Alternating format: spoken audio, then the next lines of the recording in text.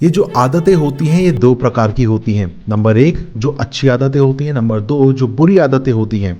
और अक्सर ये देखा जाता है कि बुरी आदतों का प्रभाव हम पे ज़्यादा आसानी से होता है बजाय अच्छी आदतों के। पर ऐसा क्यों होता है? उसका सबसे बड़ा रीज़न है कि हम और आप एक ऐसे माहौल में बड़े हो रहे हैं जहाँ केवल नेगेटिव बातों को प्रमोट किया जाता है, जहाँ केवल डर को बेचा जाता है, जहाँ केवल भय को आपके दिमागों में, आपके दिलों में फीड कराया जाता है एनिमी के द्वारा, किसी की माध्यम के द्वारा, ताकि आप और हम केवल नकारात्मकता को सोचें, डर में जिएं, भय में जिएं और उनको अपनी आदतें बना लें। इसी कारण से बहुत से लोग जो हैं इस बुरी आदतों का शिकार हैं, उनसे बाहर नहीं आ पाए। तो ये एक सच्चाई है कि इन बुरी आदतों का शिकार हर व्यक्ति कहीं ना कहीं अपने जीवन में जरूर होता है। इनमें से मैं भी एक हूँ।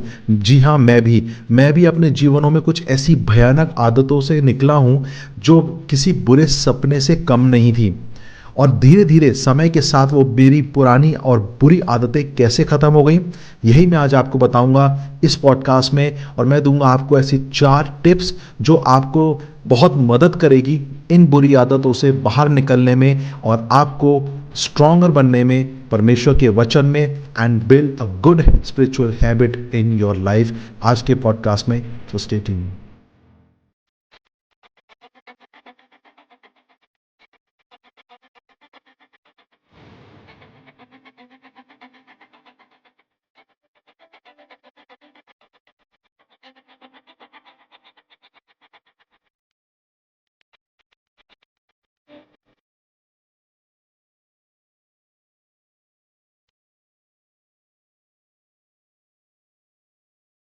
तो शुरू से शुरू करते हैं। सबसे पहले तो हमें यह पता होना चाहिए कि आदतें होती क्या है। आपकी स्क्रीन पे आ रहा है, ध्यान से पढ़िएगा कि आदतें क्या होती हैं। Habits are behaviour that are repeated regularly.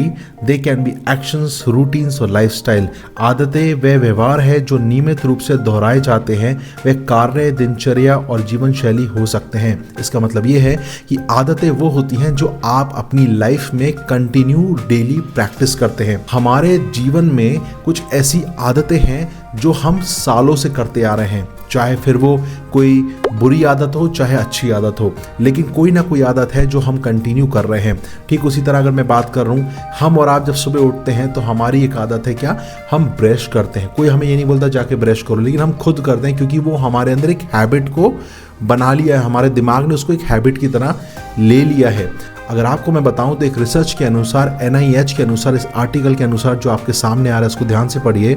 इसके अनुसार जब लोगों पे रिसर्च करा गया, उनसे एक सवाल पूछा गया कि आप इस हैबिट को छोड़ना क्यों नहीं चाहते, तो लोगों ने ये जवाब दिया, 70% लोगों ने ये जवाब दिया कि वो इस स्मोकिंग, एल्कोहल और इस बुरी आदतों का शिकार नहीं होना चाहते, उन्हें छोड़ना चाहते हैं, क्योंकि ये बुरी आदत उनके फैमिली को तबाह कर रही है, बर्बाद कर रही है, उनको छोड़ना चाहते हैं।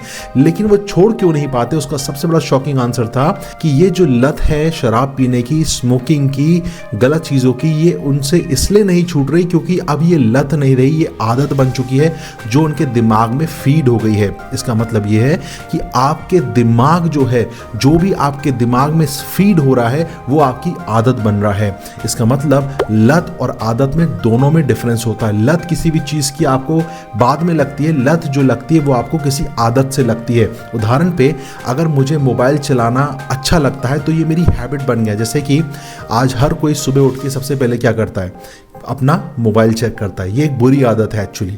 उठते ही साथ हम अपना मोबाइल चेक करते हैं, राइट। और इसी बुरी आदत के कारण क्या हुआ, हम मोबाइल एडिक्टेड हो गए, हमें इसकी लत लग गई है, क्योंकि हमारे ब्रेन ने ये फंक्शन को अडॉप्ट कर लिया है कि उठते ही साथ तुझे मोबाइल चेक करना है। तो ये छोटी छोटी आदतें क्या करती है, हमारी लाइफ को डोमिनेट करने लग जाती हैं। ये छोटी छोटी आदतें हमारी लाइफ को लीड करने लग जाती हैं, चाहे वो फिर गलत रास्ते पे हो चाहे वो अच्छे रास्ते पे हो। तो प्रॉब्लम क्या है, प्रॉब्लम ये है कि हमारा दिमाग जो है, जो हम उसके अंदर फीड करेंगे वैसा हमारी बॉडी और हमारा जो लाइफस्टाइल है वैसा होगा। आपके दिमाग में, आपके सिस्टम में जो फीड करेंगे आप, वैसा ही आप चलेंगे, क्योंकि आपको आदतें आपकी जो बनती हैं वो आपके दिमाग में जो एक थॉट्स चल रहे हैं, जो बातें जा रही उनसे बनती है, राइट। तो कोई भी चीज़ अगर आप नेगेटिव कंटिन्यू, अगर आप कोई नेगेटिव रिपोर्ट देख रहे हैं, अगर आप कोई नेगेटिव बातों को देख रहे हैं, तो आपका दिमाग उस चीज़ को अडॉप्ट कर लेगा कि ये मेरे साथ भी हो सकता है। अक्सर आपने ऐसे एग्जाम्पल सुने होंगे ना कि कई लोग ऐसे होते हैं जो बार बार बोलते हैं कहीं मेरे साथ गलत ना हो जाए, कहीं मेरे साथ गलत ना हो जाए। क्यों? क्योंकि वो कॉन्स्टेंटली नेगेटिव चीज़ों को अपने आंखों के सामने होते हुए देख रहे हैं, तो एक डर उनके दिमाग में आ गया कहीं मेरे साथ भी ऐसा ना हो जाए, क्योंकि उनके ब्रेन ने उस चीज़ को अडॉप्ट कर लिया है अपने अंदर। ठीक उसी तरह शैतान भी आज हर एक विश्वासी को क्या करता है? डराता है। देख तेरे साथ ये गलत होगा, देख तेरे को ये बीमारी होगी, देख तेरे को ये परमेश्वर प्यार नहीं करता। और उसके झूठों पे जब हम विश्वास करते हैं, बाइबल बोलती है वो झूठ का पिता है, और जब हम कॉन्स्टेंटली उसके झूठों पे विश्वास करते हैं, वो हमारे दिमाग में फीड करता जाता है, फीड करता जाता है, और क्या होता है? हम उस डर से डरने लग जाते हैं। जबकि बाइबल हमें क्या बोलती है? परमेश्वर ने हमें भय का आत्मा नहीं दिया, परंतु सामर्थ का आत्मा दिया है। लेकिन हम भय के आत्मा को कैसे रिसीव कर लेते हैं? जब हम कॉन्स्टेंटली उसको देखते रहते हैं, उसको अपनी आंखों से, अपनी बातों से, आजू बाजू की चीज़ों को होते हुए देखते हैं, तो हमारा दिल भी क्या होता है? डरने लग जाता है। लेकिन बाइबल कहती है हमारी आंखें डर और नेगेटिविटी पे नहीं होना चाहिए, हमारी आंखें अपने ऊंचे चट्टान की ओर, यानी हमारे परमेश्वर की ओर होना चाहिए। और जब आपकी आंखें परमेश्वर की ओर होगी, आपके अंदर भय नहीं रहेगा। मैं हमेशा बात बोलता हूँ, faith and fear can not walk together on the same boat. विश्वास और डर एक साथ नहीं चल सकते। एक नाव में एक ही जन बैठ सकता है, या तो विश्वास होगा या तो वो डर होगा। लेकिन डर कैसे आएगा? जब आप क्या देख रहे हैं, और विश्वास कैसे आएगा कि आप क्या सुन रहे हैं। दोनों चीज़ों का एक अपना अपना क्या है? पोर्शन है। अगर आप कॉन्स्टेंटली नेगेटिव बातों को सुन रहे हैं, नेगेटिव हो रहा है आपके एटमॉस्फेयर में, आप 24 घंटे नेगेटिव बातों को सुन रहे हैं, आप उसी में बढ़ेंगे। लेकिन अगर आप चारों तरफ ऐसे माहौल में बड़े हो रहे हैं जहाँ परमेश्वर का वचन है, आराधना है, प्रार्थना है, आप उसी माहौल में बढ़ेंगे। क्योंकि जिस माहौल में आप बढ़ेंगे, वही चीज़ आपकी लाइफ को डोमिनेट करेगी, लीड करेगी। फिर चाहे वो नेगेटिविटी हो, चाहे वो पॉजिटिविटी हो, चाहे वो नकारात्मकता, सकारात्मकता हो, डर हो या विश्वास हो, जिस माहौल में आप बढ़ेंगे वही आपको डोमिनेट करेगा, लीड करेगा, और आप उसी के द्वारा चलाए जाएंगे। हालेलुया। ऑलराइट, सो मैं आपको दूंगा कुछ इंपॉर्टेंट पॉइंट्स कि कैसे आप उन बुरी आदतों से दूर हो सकते हैं। उसका एक्शन प्लान भी मैं आपको दूंगा 4 पॉइंट्स में। लेकिन उससे पहले हम देखते हैं कि बाइबल हमें क्या सिखाती है। जैसे मैंने आपको बताया कि 70% लोग जो थे, जो रिसर्च के अनुसार, उन्होंने क्या बोला कि वो इस आदतों को इन लतों को छोड़ना चाहते हैं, लेकिन ये अब उनके ब्रेन ने क्या कर लिया? उसको एक एज अ हैबिट अपने अंदर ले लिया है, और इस हैबिट को वो कंटिन्यू प्रैक्टिस करता है। ठीक उसी तरह बाइबल हमें सिखाती है आदत के बारे में। अगर आप मेरे साथ निकालें, रोमियो 12:2 बहुत स्पेसिफिक कहता है हमारी आदतों के बारे में। अगर आप देखें तो, इस संसार के सदृश ना बनो, परंतु तुम्हारे बुद्धि के नए हो जाने से तुम्हारा चाल चलन भी बदलता जाए, जिससे तुम परमेश्वर की भली और भावती और सिद्ध इच्छा को अनुभव और मालूम करते रहो। तो बाइबल यहाँ साफ कह रही है कि बुद्धि के नए हो जाने से, मैंने क्या बोला? आदतें क्या होती हैं? आपके बुद्धि, आपके दिमाग को क्या करती है? फीड करती हैं। जो भी चीज आप अपने दिमाग को फीड करते हैं, that will become your habit. और आप अपने दिमाग में क्या फीड कर रहे हैं? अगर आप संसार की नेगेटिविटी, डर को, गलत बातों को अपने दिमाग में फीड कर रहे हैं, तो आपके दिमाग में, आपके दिल में केवल डर की बातें आएंगी, भय की बातें आएंगी, नेगेटिविटी आएगी, और हमेशा आप डाउटफुल रहेंगे परमेश्वर पे, एक दूसरे के ऊपर भी। हालेलुया। इसलिए बाइबल क्या बोले? संसार के सदृश ना बनो, परंतु तुम्हारा चाल चलन बुद्धि के नए हो जाने से क्या हो गया? सब रिन्यू हो गया। Renew your mind, renew your mind. आपके दिमाग में, यानी कि आपका माइंड अगर रिन्यू हो गया ना, आपकी हैबिट्स, आपका चाल चलन सब बदल जाएगा। प्रॉब्लम ये आती है कि हम मसीह जो हैं, वचन को पढ़ते हैं, लेकिन हम उसको अपने दिमाग में रिन्यू नहीं करते। कैसे रिन्यू करना है? Keep on reading the word of God. आप वचन पढ़ते रहिए। आपके दिमाग के नए होने से, आपकी सोच बदल जाने से आपका चाल चलन बदल जाएगा। आमीन। अगर आपने अपनी सोच बदल ली तो आपका चाल चलन भी बदल जाएगा। वो सोच कैसे बदलेगी वो मैं आपको बताऊंगा 4 हैबिट्स के द्वारा, कैसे आप अपनी आत्मा में every single day you can renew your mind, right, अपनी इन आदतों को बदल सकते हैं। सो हैबिट नंबर 1 जो आपके सामने आ रही है वो ये है, read and obey God's word. परमेश्वर का वचन पढ़ें और उसका पालन करें। सबसे जरूरी बात, how you can renew your mind, how you can change your habits, वो है कैसे? Read and meditate on the word of God, यानी कि परमेश्वर का वचन पढ़ें और उसका पालन करें, उस पर चलना सीखें। अगर आप मेरे साथ निकाले वचन में, यहोशू 1:8 में लिखा है, व्यवस्था की पुस्तक तेरे चित्त से कभी उतरने ना पाए, इसी में रात दिन ध्यान दिए रहना, इसलिए कि जो कुछ उसमें लिखा है उसके अनुसार करने की तू चौकसी करे, क्योंकि ऐसा ही करने से तेरे सारे काम सफल होंगे और तू प्रभावशाली होगा। हम अक्सर इसकी लास्ट आयत को ज़्यादा फोकस करते हैं कि तू प्रभावशाली होगा और तू क्या होगा, ऐसा करने से तेरे सारे काम सफल होंगे। होंगे, you will become victorious, you will be impactable in this world. But हम ये भूल जाते हैं कि वहाँ दो कंडीशन है। क्या? रात और दिन परमेश्वर के वचन पे ध्यान करना, you have to read the word, meditate the word. और दूसरी कंडीशन क्या है? You have to follow what it says, उसका पालन करो। You have to read and follow, read and follow, read and follow what the word of God says. लेकिन हम क्या करते हैं? हम केवल सुनते हैं, चलते नहीं। इसलिए बाइबल कहती है कि वचन को केवल सुनने वाले नहीं पर उस पर चलने वाले बनो। और चलने वाले कब होंगे? जब हम अपनी लाइफ में परमेश्वर के वचन को अप्लाई करेंगे। नाउ मैं यहाँ एक बात बोलता हूँ, nobody is perfect on this earth. चाहे वो मैं हूँ, चाहे वो कितने बड़े भी पास्टर्स, लीडर्स क्यों ना हो, हम और आप इस संसार में परफेक्ट नहीं है। हम और आप हर दिन गलतियाँ करते हैं, मैं भी करता हूँ, लेकिन बाइबल कहती है उसका अनुग्रह हमारे लिए काफ़ी है। हम पाप करते हैं, हम गलतियाँ हमसे होती हैं, लेकिन इसका मतलब ये नहीं कि हम उस पाप में, उस गलतियों में बने रहें। हम उसको ये समझे कि नहीं, अब परमेश्वर हमसे प्यार नहीं करता। नो, उस बाइबल कहती है उसने हमारे पापों को अपने पीठ के पीछे फेंक दिया है। इसका मतलब ये है कि कई बार हम अपने जीवनों में जब कोई गलतियां करते हैं, परमेश्वर का अनुग्रह हमें उठाता है। बाइबल कहती है धर्मी जन 7 से 70 बार गिरता है, परमेश्वर उसको उठा के खड़ा करता है। किसको? धर्मी जन को। धर्मी जन कौन है? जो परमेश्वर के वचन पे रात और दिन मनन करता है और उसके वचन का पालन करने के लिए। ना जैसे मैंने ये बोला कि कोई परफेक्ट क्यों नहीं, क्योंकि हर कोई उसके वचन को परफेक्टली हम फॉलो नहीं कर सकते। हम कहीं ना कहीं इस बॉडी में गलतियां करते हैं। हम कभी गुस्सा कर देते हैं, कभी फ्रस्ट्रेशन हो जाता है, कभी नेगेटिविटी अचानक से आती है। पर हमें क्या करना है? कॉन्स्टेंटली अपने दिमाग को समझाना है, no this is not I am, मैं ये नहीं हूँ। परमेश्वर ने मुझे जयवंत से बढ़कर बनाया, परमेश्वर ने मुझे आश्रित करा है, परमेश्वर ने मुझे नीचे स्थानों के लिए नहीं ऊंचे स्थानों के लिए बनाया है। परमेश्वर कहता है कि तू मेरा बेटा है, तू मेरी बेटी है। आपको परमेश्वर के वचन क्या करना है? कॉन्स्टेंटली दिमाग में फीड कराना है और उसको बोलना है, उस पर चलना शुरू करना है। And by this you are making a new habit. आप एक नई हैबिट को डेवलप करेंगे कि आपको वचन पढ़ना है और पालन करना है, वचन पढ़ना है, उस पर चलना है। केवल सुनना नहीं है, संडे के संडे जाके आपने सुन लिया और चले गए। No no no no no, सुनने वाले नहीं, उस पर चलने वाले भी बनो। सुनो और चलो, सुनो और चलो, यही हमें करना है। अब आप बोलेंगे कि इसको मैं कैसे करूं? मैं कोशिश करता हूं, जैसे ज़्यादातर लोग बोलते हैं कि मैं बाइबल पढ़ना तो चाहता हूं लेकिन पढ़ नहीं पाता हूं, मैं बाइबल पढ़ना चाहता हूं लेकिन टाइम नहीं मिलता। इसका एक्शन प्लान मैं आपको दूंगा कि आप इसको कैसे आप इस्तेमाल में ला सकते हो। उसका सबसे अच्छा टेक्निक प्लान है, इसका सबसे अच्छा सॉल्यूशन है टाइम ब्लॉकिंग सिस्टम का इस्तेमाल करना। मतलब कि आप अपने पूरे 24 घंटे में एक ऐसा टाइम को ब्लॉक कर लीजिए कि इस टाइम पे ना तो आप फ़ोन उठाएंगे, ना आप व्हाट्सअप देखेंगे, ना सोशल मीडिया देखेंगे। इस टाइम फ्रेम पे केवल आप परमेश्वर के वचन को पढ़ेंगे, फोकस्ड होकर पढ़ेंगे, कमिटमेंट के साथ पढ़ेंगे, हर दिन पढ़ेंगे। और इसके लिए आप बहुत सारे ऐप हैं, मैंने लिंक डिस्क्रिप्शन में डाल रखा है। जो ऐप मैं यूज़ करता हूँ टाइम ब्लॉकिंग सिस्टम का, वो आप भी यूज़ कर सकते हैं। लिंक डिस्क्रिप्शन में जाके डाउनलोड कर लीजिए, फ्री है, आप उसको डाउनलोड करिए। उसमें अपना टाइम सेट करिए कि मैं इतने बजे से इतने बजे तक मेरा टाइम ब्लॉक है और मैं इसमें केवल बाइबल पढ़ूंगा। कुछ भी हो चाहे दुनिया में, मैं इतने बजे बाइबल पढ़ूंगा, मतलब बाइबल पढ़ूंगा।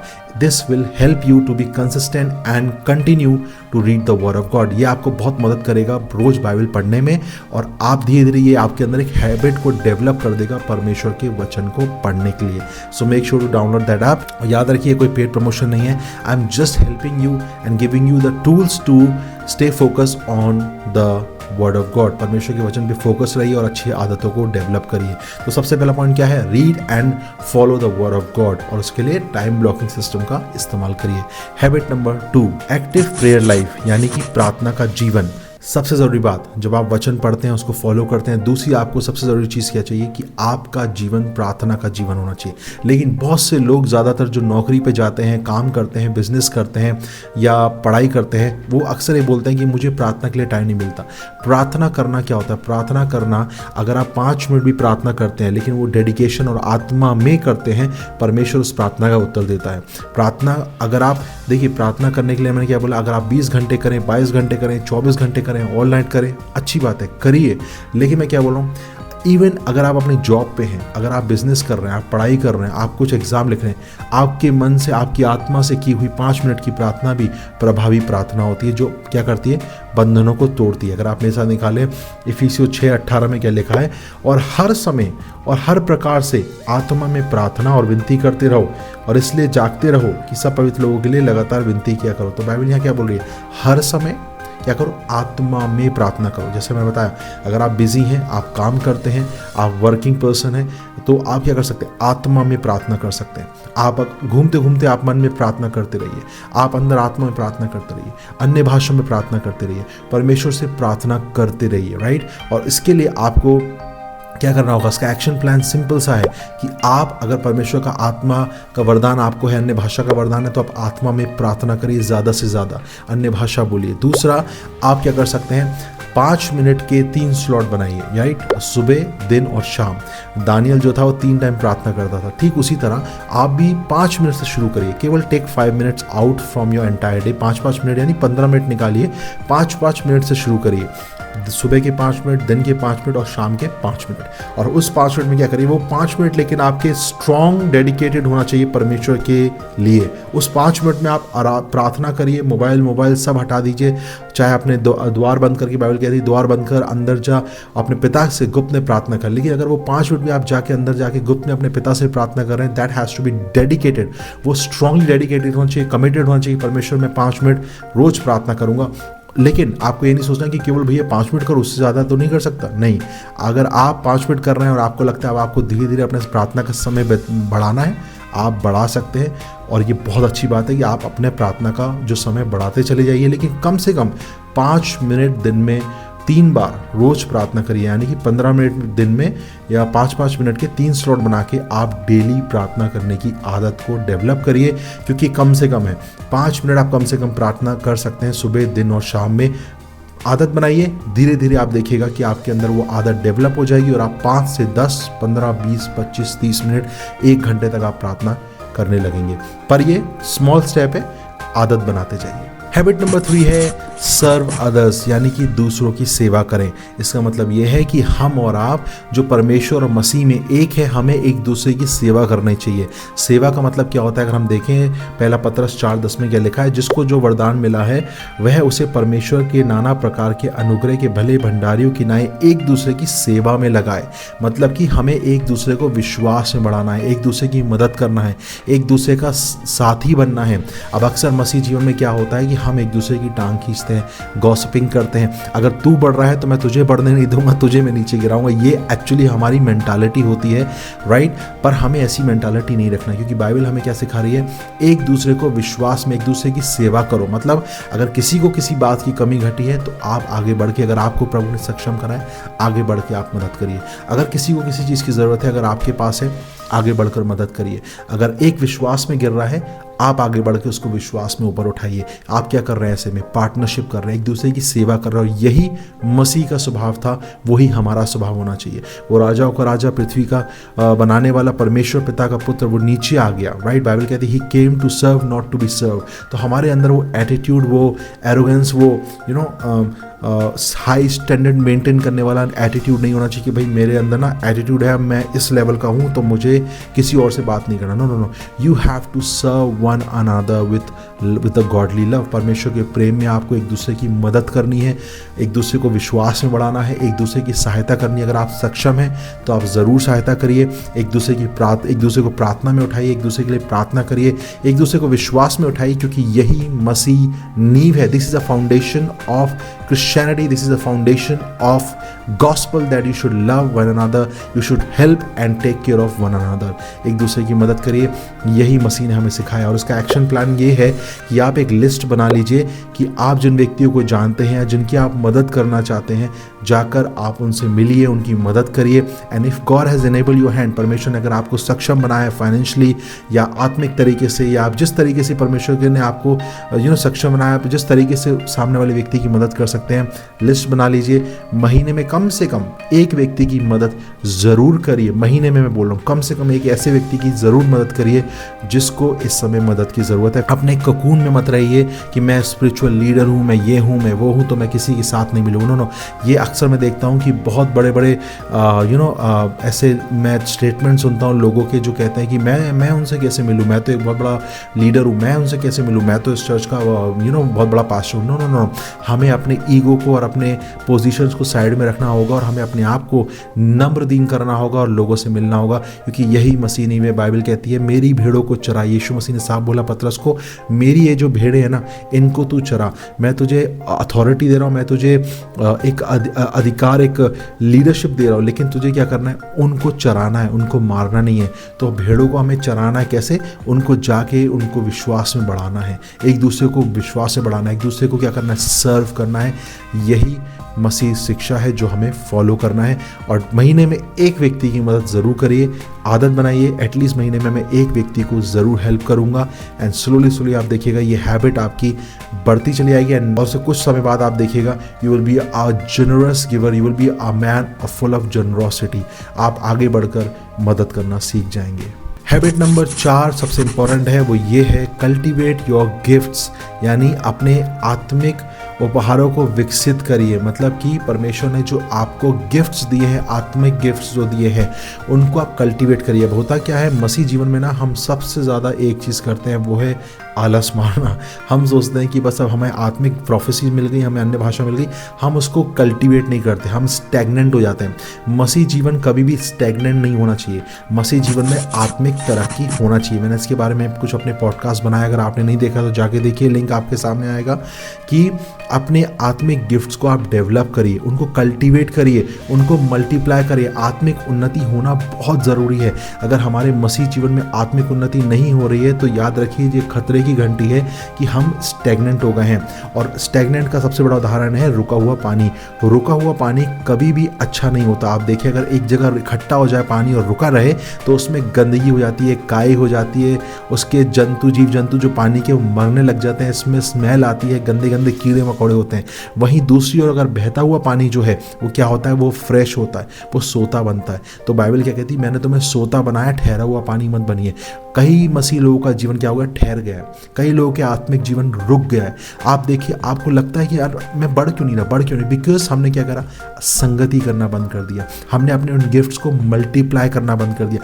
कैसे हम अपने आत्मिक गिफ्ट्स को डेवलप करेंगे, अगर आप मेरे साथ निकाले वचन में 1 तीमुथियुस 4 उसका 14 से 15 में क्या लिखा है, उस वरदान से जो तुम में है और भविष्यवाणी के द्वारा प्राचीनों के हाथ रखते समय तुम्हें मिला है, निश्चित ना रहे, उन बातों को सोचता रहे और इन्हीं में अपना ध्यान लगाए रहे, ताकि तेरी उन्नति सब पर प्रकट हो। अपनी ओर अपने उपदेशों की चौकसी कर।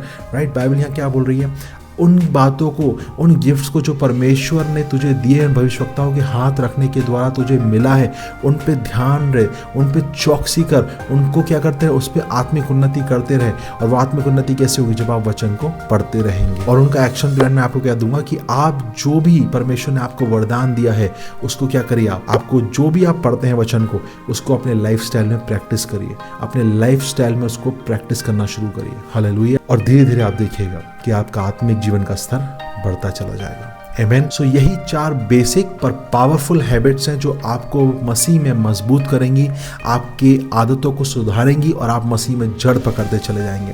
अगर ये वीडियो आपको पसंद आया दोस्तों तो make sure to share, subscribe and like. अपने मसीह भाई बहनों को, लोगों को शेयर करिए ताकि वो भी इन बातों को सीख सके और पुरानी आदतें 2023 में जो अब तक हमने कर लिया उनको टाटा बाय बाय करके 2024 में जो हम जाएं तो हम नई आदतों को लेके जाएं। पुराने कचड़े को, पुराने गार्बेज को हम फेंक दीजिए बाहर, उनको लेकर अपने नए साल में प्रवेश ना करें, परंतु अब नए साल में नई आदतों के साथ आप आगे बढ़ें। और अगर आप इन नई आदतों से सच में कुछ सीखें और आप चाहते हैं कि आप और मैं मिलकर इन नई आदतों को सीखें, क्योंकि मैंने क्या बोला, कोई भी इस दुनिया में परफेक्ट नहीं है, यीशु मसीह के अलावा कोई भी इस दुनिया में परफेक्ट नहीं है।